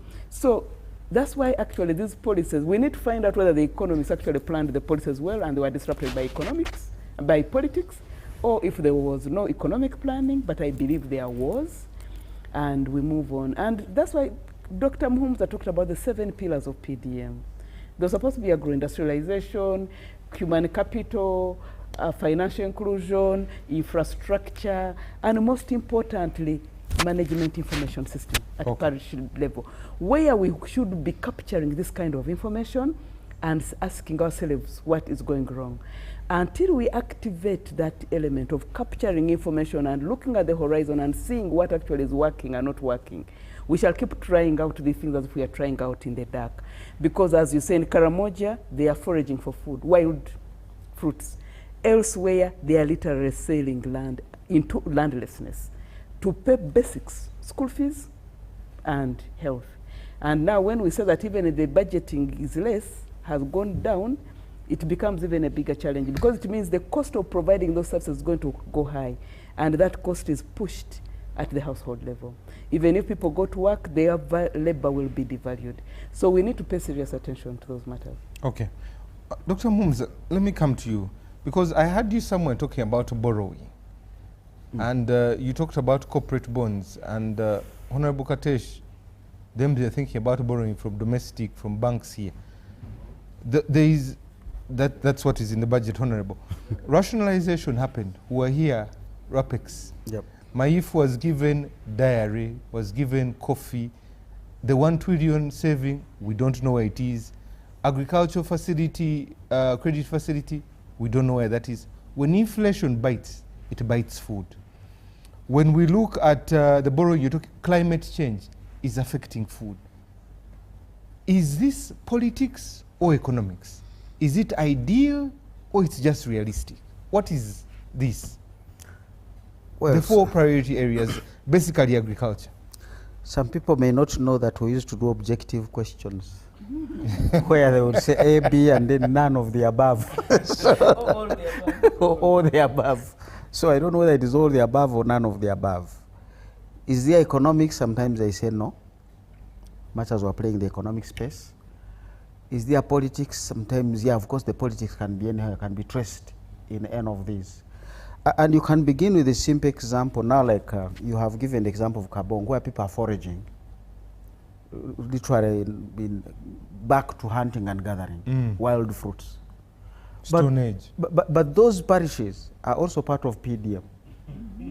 So a million is being given to those households to do what? You can trust them that they are going to use that money to look for whichever food they can find. So don't go back there and expect to assess the objective of PDM in those particular areas. And there are many.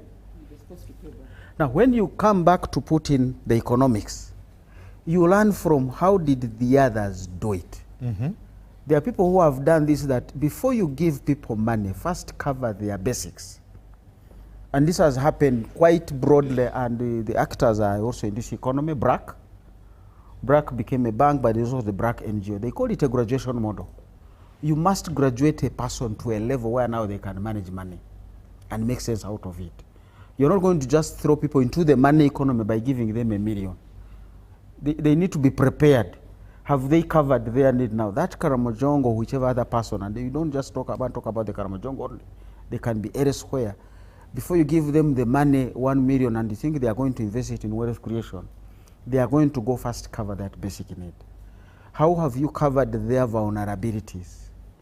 Is there a sustainability account that if they fall below a threshold, there is a program that brings them back? So development is going to be broader, and economics has models for this. Economics speaks to this, and we have not picked them at all. Bring back the energy issue. We came here and borrowed from the World Bank. We wanted to do rural electrification. Then we noticed power lines were just passing over people's homes. We said, let's borrow now and do one pole connection. Then those who are very close to the poles connect them. It didn't work. Wiring a house is a very expensive process before you just give me the power. We said, let's give them a switchboard so that it's already wired. They just put it there. Still, you have not made progress. Now, you have very many people, like Katesh was saying, somebody cannot establish a maize mill minus electricity. But still, you cannot establish a maize mill minus the maize itself, because that's why it's called the maize mill. And the word is maize before the meal. So you want to follow that logic. And government went and borrowed heavily under what they called the KAIP project. Established maize, rice hullers, coffee hullers, milk coolers, and prosperity for all is going to work. We need to process these things. We have made an assessment with the Minister of Agriculture, Minister of Trade, and Operation Wealth Creation. These things are not working. They are connected to the grid, but they are not working because there is no milk, there is no maize, there is no nothing. So who is fooling who? I don't want to say there is economics in that space. That's why I said it can be all of the above or none of the above. I don't know how the question was framed. But these are the challenges we are having. You are already saying, and we have brought a problem in the energy sector. The cost of producing a unit is about 9 to 11 cents. You are saying manufacturers must get it at 5 US. Who is subsidizing them? Now, with that shortfall, the energy sector should at least pay for its survival. So you are going to begin looking for money to sustain the energy sector just because you have allowed the biggest consumers, manufacturers are like 70%, some of them to access it at below the cost of production. So now the energy sector is going to be grappling and struggling to sustain itself. And little wonder we are beginning to get these blackouts and outages. There were outages which really fluctuation. The power is not enough to run the machines, but it's somehow there.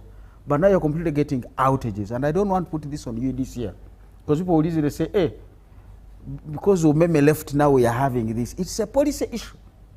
at the higher level that is crippling the energy sector. And as we said, do we have policies? Sometimes we simply get pronouncements. And I see those across all of government. We are saying here the health sector has received the money. And as Professor Sally is indicating, it is more on the positive side. Health, you've given a budget.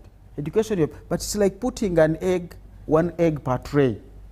This tray needs 24 eggs to be a tray that goes into the market. Just spreading a few eggs on a tray, you're not serving. That's why the health sector is struggling. Thanks to my friends in the cancer institute, they have really struggled, but now they have reached the dead end. A dose of cancer is 1.7 to 2 million. And they have been dealing with numbers every day, every month. Now the drugs have run out. And cancer is a chronic disease, which now people can't afford. You can talk of malaria, you can talk of all the other diseases. So even when health has a budget, we cannot say we have funded it well. And that takes us back to debt. Because if 40% of your budget is to debt service, you have to reap these weaknesses in service delivery, but which also are going to affect your participation indicators. I was reading the Ministry of Finance, and again, they have given us some good information, descriptive, but now we have to say, what does this mean?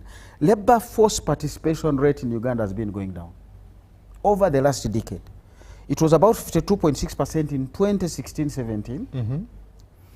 2021, it was 48% from 52. 2024, it has come down to 43%. Who are they? That's labor force participation. So the labor is not participating for some of these reasons. But so is the budget speaking to that? Because you can't grow your economy without labor. Now, if the labor participation is going down, I even want my friends in UBOS to clarify the growth rate they are talking about. Because it doesn't add up when I do my senior 4, no, not even senior 4, P4 mathematics. To get a growth rate, subtract the current, the old one from the current and divide by the old one. So if it is true GDP grew from 203 trillion to 226 trillion, if I subtract 203 from 226 and divide the difference of 22 by the old one, I get 11.1% growth rate. Is that how the economy grew last year? They are already telling us the agriculture sector grew by 6.6, services grew by 5.4, industry grew by 7. Now, the sectors grew by less than what the GDP grew. How do you add up that? So please, you boss and our friends in the statistics, reconcile some of these things so that we now know when we say tax to GDP, which GDP are we using, even as we set the target for URA. Because URA is not going to collect taxes on a ghost economy. If the economy didn't grow by that much, and that's the target, the base you are using to set a target for URA, you are putting my friends at URA to be seen as thieves. Because they will say, why do you have this shortfall? So you boss, please first reconcile this before the minister reads the budget tomorrow. You still have some hours to give us what computation are you putting in there? Because for me, these numbers now help me when people say, where is the budget? Where is the economy? The economy grew, but where is it?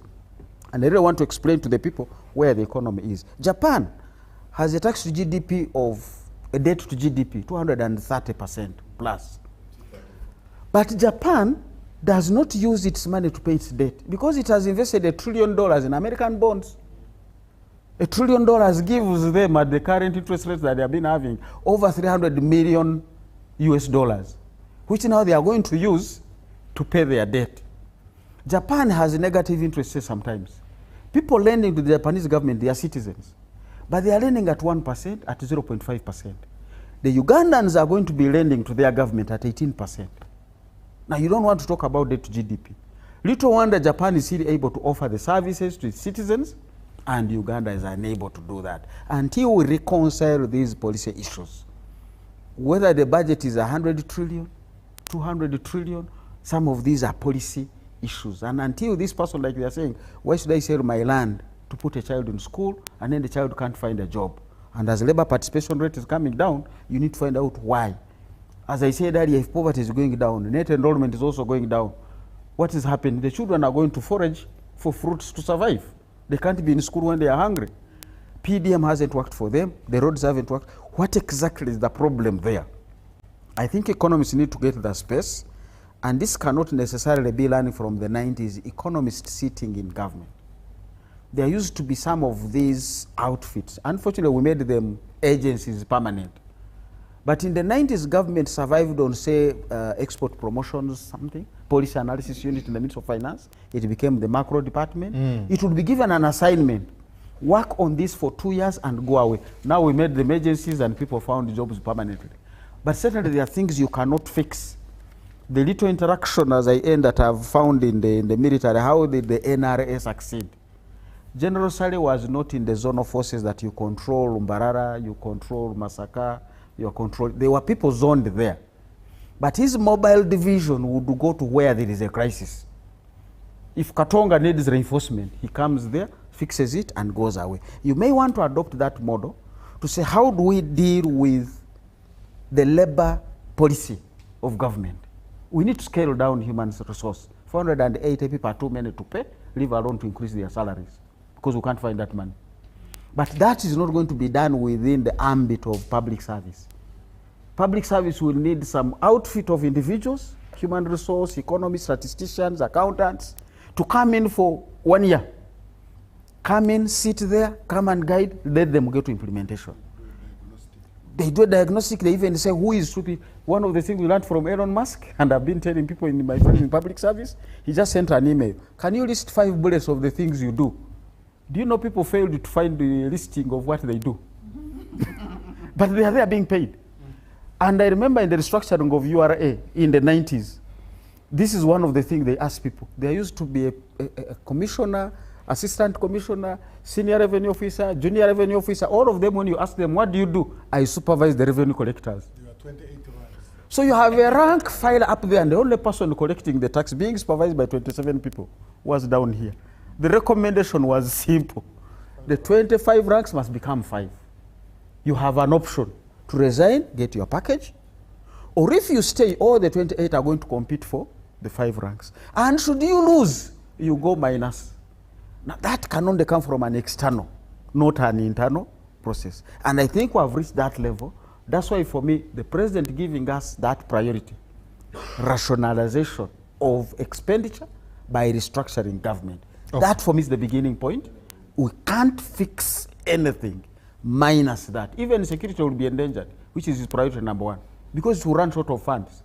But if we rationalize government and restructure it, we'll be able to begin finding savings, plus reduce the need for borrowing, and leave some money with the private sector to do something. Right now, we're mobilizing resources, but all of them are going in government bonds. The reports are clear. Collective investment schemes have raised the money, but where is the money invested? NSSF money, all of it is in government bonds. To go and do what? Fly Katesha abroad? This is the only one I can talk about, but you know who I'm talking about. Even when he's not sick. Mr. Baguma, agriculture, let's talk about these ATMs. Is it a coincidence, first and foremost, this thing is coming closer to elections rather than the economics of it itself there? But also, when we look at the minerals, oil has been a moving target, changing goalposts. Minerals in this country seem to be, the president said they have been quantified, now we're waiting. He called it a $50 billion, no, a $25 billion industry that we can be able to harness. When you look at minerals as part of these ATMs, is this realistic, or because we started borrowing off oil, now we're about to borrow off the minerals we don't know about? We may borrow off the gold and whatever. Okay, thank you. I think ATMs, it's a good thing to talk about, but like Professor Sara said, the, what do you call it? Enablers. When it comes to implementation of what you're talking about, I think that's where we normally get it. Yeah. We get a problem. Actually, they say Uganda will write very good papers, and our neighbors normally come and pick, dust, change the name, implement, and they get results. But for us, we have a problem. I don't know what the issue is. So I wouldn't say ATMs is economics is there, but when it comes to putting it to realism and getting the actual thing done, I think that's why we are getting it, not getting it right. Yes, oil, we've done a lot in oil, but we spent more money than I think we shall get. We will get money, true, but you know, movement of technology, if we don't move very fast, it may, you know, we still need the oil, fine, but it may not be at the same prices that we thought we would get. But these other rare earth metals, I think there is an opportunity there.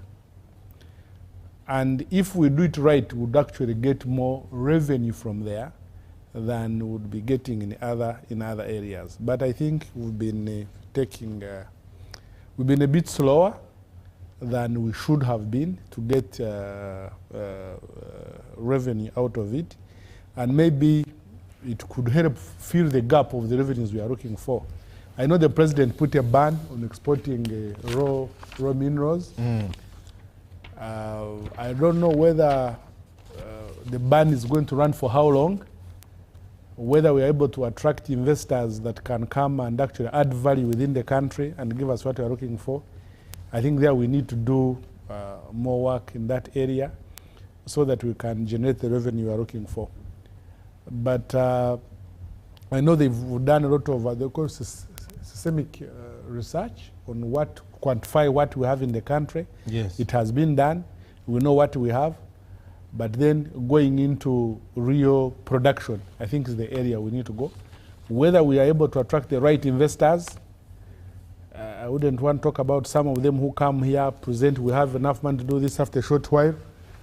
They go without doing anything.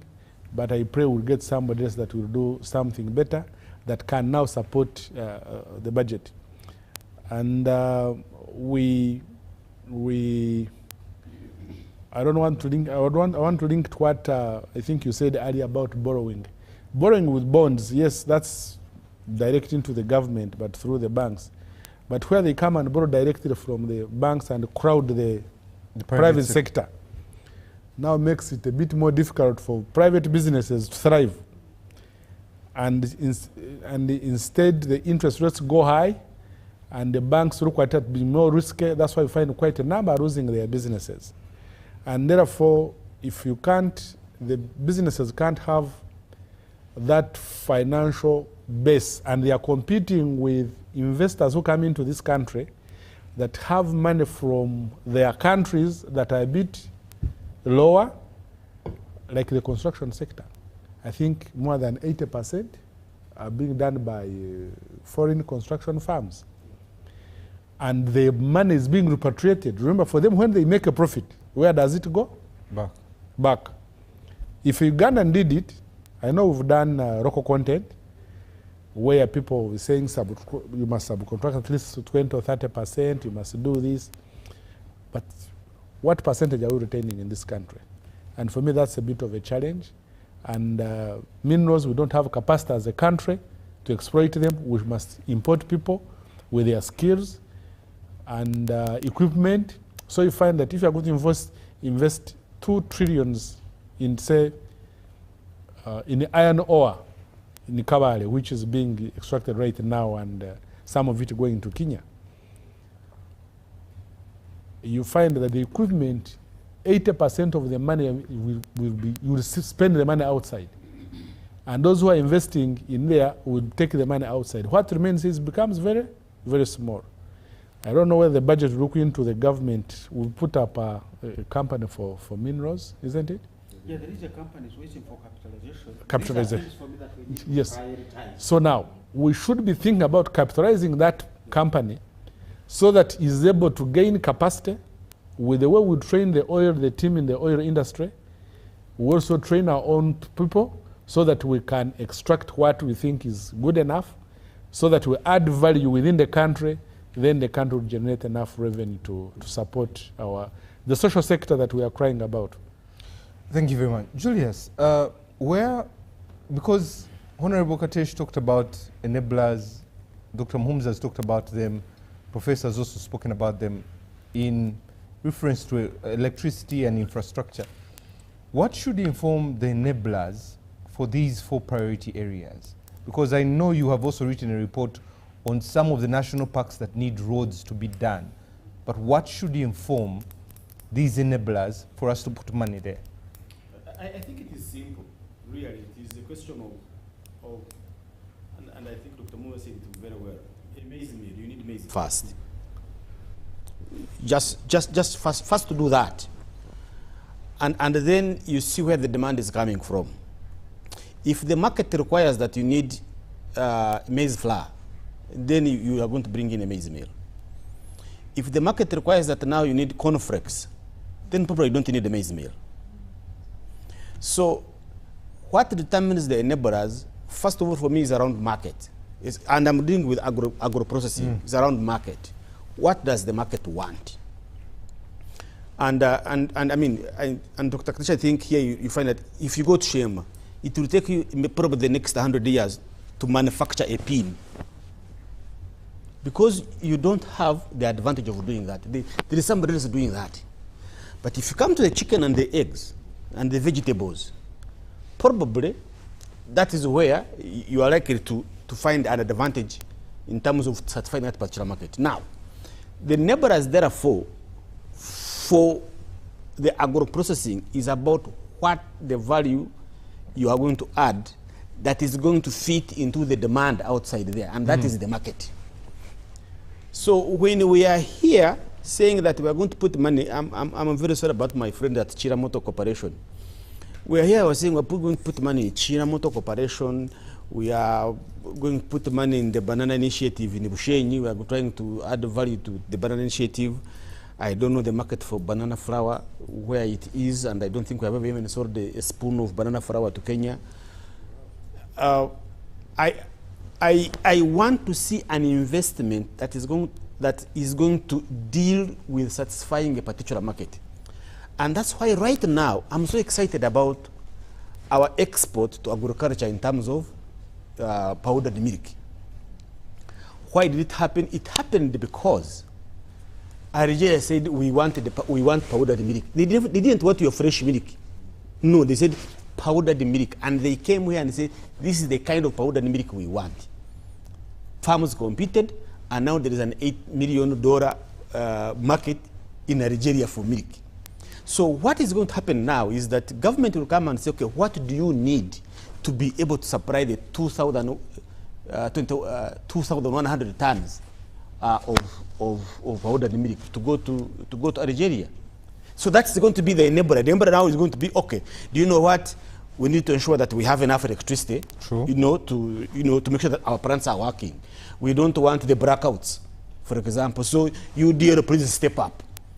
We must ensure that our farmers are educated. They know how to raise the right animals. They know it in terms of hygiene. They need to make sure that now we need extra money so that we can deal with the pests and disease control. Can now please speed up the anti-tick vaccine because our cows are dying?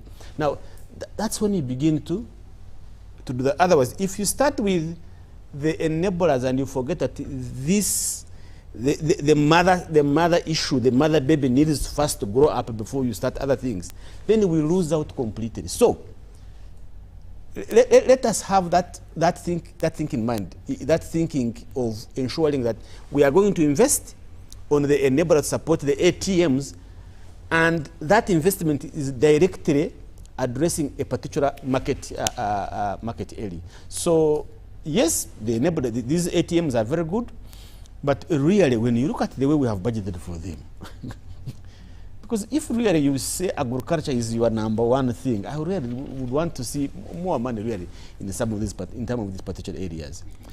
Remember very well, Timothy, that more than 90% of the people in the PDM are going to be in agriculture. And probably extension services should have been one of the things that you say, let me have this thing on board. But half of the extension workers don't even have motorcycles to move around and visit the people. Lastly, for me, is this thing of commercial diplomacy. And I think for me it is an area that we should really invest seriously into it. I have been here saying that people should not travel abroad. But if there is money to have these people go abroad and look for markets, it is something that we need to do. Because it can be our game changer. Because they can be able to tell us the needs, the market opportunities there, and then they come back here and say, please, we have got a market for squared watermelons, and then people who are growing watermelons can start saying, okay, instead of doing the round ones, let us start doing the squared watermelon. Because it's the market that determines what you need to produce. You can't produce just for, like some people say. So I think that's an area that the 100 billion that we have allocated, really, if the minister could have a chance tomorrow to say, probably add something, I would be very grateful. Thank you. Let me come to Honorable Katesh lastly before I give parting shots. Honorable, you're in the space of tourism and travel, and you understand it very well. Private players have really struggled to put up facilities that are up to standard. We have been blessed by nature, animals, and all these things. What partnership can come between government and private players to enable this low-hanging fruit to turn around to get us to the 500 billion in tenfold? You see, this debate is very important, but you know it must be approached from a logical angle. When you are talking of enablers and direct investment, I want to ask the panelists here, if every day you have an advert about tourism attractions in Somalia, would you board a plane and go to have a holiday in Somalia? They have a tourism industry. So, for me, the debate about saying you need to look at strictly what has gone in, we must be able to look at the whole value chain. If you look at tourism, if you do not have guaranteed security in the national park, no matter how much you invest, you'll have a problem. Queen Elizabeth National Park had an incident some years back about the tourists who were, and travel advisories, have been issued. And people have made losses for years just because of one incident. And so you can say, yes, we should security is not direct, but you must deal with these things simultaneously. The bad roads in Windy are a turn-off for many tourists. So much as we are saying, yes, we must have money in the marketing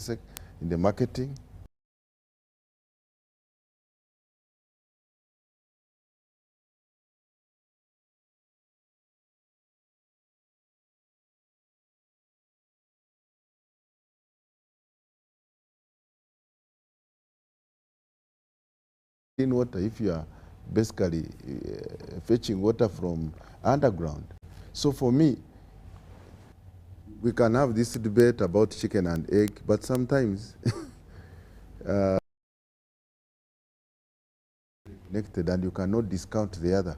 And so specifically for tourism, we have to look at the whole aspect of, primary level and secondary level marketing, where you have to market a brand called Uganda globally, and then come down here, individual players do marketing, but marketing on their own without this, someone can internet, okay? And the tourists cannot do live streaming because the Wildlife Authority has not allowed or wants to collect rent from a telecom company that is trying to put a very key infrastructure. Then you find that the